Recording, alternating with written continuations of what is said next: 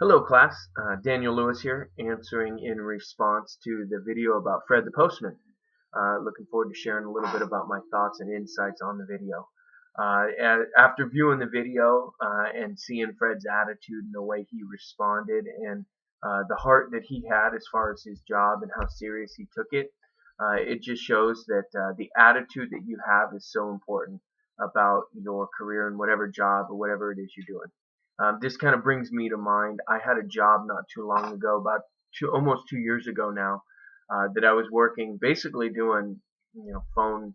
I was doing enrollment for a university. I was calling people all day, and honestly hated the job, to be honest, in terms of its function and things that I did.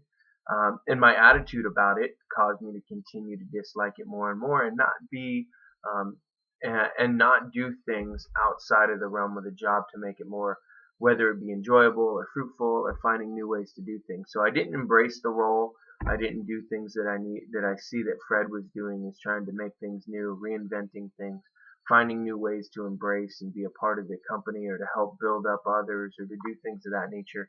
I definitely didn't do that in my role, and I can see that looking back at it, and I can see that I wasn't embracing trying to initiate change or to do things or make things better. So I can see how important your attitude is about your career or your job or whatever it is you're doing. If you have an attitude of, if you have a positive attitude and you care to find new ways to make things happen or to do things better or to encourage others, you really have to have that kind of mindset and attitude. You've got to be on that positive mindset. If you're not, then you're going to be miserable and end up without a job like I did, which wasn't a bad thing because I think it was pretty hard to salvage where I was at, but just pretty tough in the overall environment. But I appreciate Fred's attitude about just finding. He did his work with all of his heart. He found the best way. Hey, I really care for you, and that's what stuck out for me is the relationships. The one thing that stuck, that has stuck with me is my previous job. There was some great relationships built. I was able to meet some great people, make some great friendships, and that's what kept me there for so long.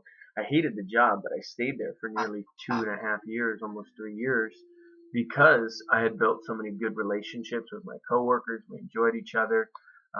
Really had some good friendships built there. So when I think of what kept me there so long, it was the relationships, and I see here just how important that relationship is to Fred. He's getting to know his his I guess person that he goes and visits on a regular basis. He wants to know them. He wants to help them.